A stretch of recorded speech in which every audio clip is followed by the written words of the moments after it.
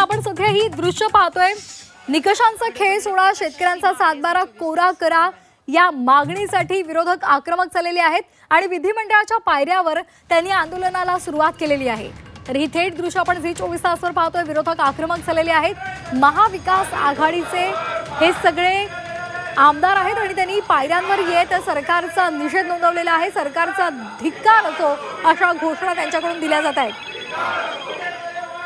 तर शेतकऱ्यांच्या प्रश्नासंदर्भात विरोधकांनी आक्रमक भूमिका घेतलेली आहे आणि त्यांनी निकषांचा खेळ सोडा आणि शेतकऱ्यांचा सातबारा कोरा करा असं म्हटलेलं आहे। गेल्या वर्षामध्ये मोठ्या प्रमाणात मराठवाड्यामध्ये अतिवृष्टी झालेली होती आणि यासह इतर अनेक महत्त्वाच्या मुद्द्यांमुळे शेतकरी खरं तर आत्महत्या करतायत, शेतकरी चिंताग्रस्त आहेत आणि त्यामुळे शेतकऱ्यांचा सातबारा कोरा करा अशी मागणी त्यांच्याकडून केली जाते। मनश्री पाठक आमच्या प्रतिनिधी आपल्यासोबत जोडल्या गेलेत। मनश्री, विरोधकांची मागणी आहे, सरकारविरोधात घोषणा दिल्या जात आहेत।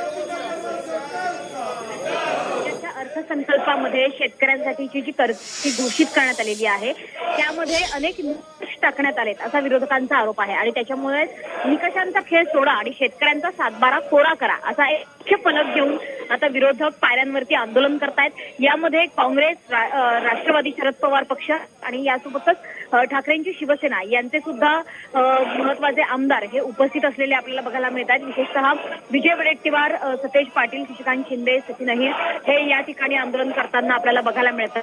त्याच्यामुळे पुढच्या पिढीवर कर्जाचा भार येत असल्याचं देखील आणि सोबतच महाराष्ट्र राज्यावरती वाढतं खर्च होत आहे आणि त्यामुळे महाराष्ट्र राज्याची तिजोरी मधला खडखडाट याकडे लक्ष वेधण्याचा प्रयत्न आज विरोधक करतात आणि कदाचित विधानसभेत आणि विधान परिषदेच्या सभागृहामध्ये सुद्धा हाच मुद्दा जोर पकडेल, कारण टेंडरचा जो मुद्दा आहे तो सगळ्यात अधिक चर्चेत येतो आहे। टेंडर प्रक्रियेत सुद्धा विरोधकांनी आक्षेप नोंदवलेला आहे।